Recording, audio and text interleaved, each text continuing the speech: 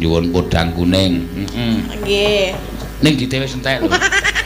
Lah kok giliran aku kok entek.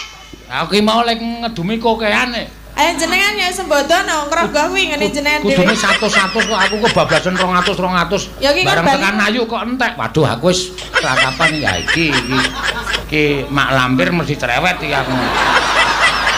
Kuwi lho tasnya dirogoh. Tas apa? Anggepe kok ngrogoh tas. Ya kan sembodo ngono lho. Tenetek kanggo wayangan ngrogoh tas tekor, wayangan ngrogoh tas tekor. Anggepe ora iki tas wis khusus e padake. Iki wis ora entuk dirogoh. Terus piye iki aku nembang ora? Ya nembang kok piye to wis maju kok. Lah duwite ra ngono e. Ora komersil banget to.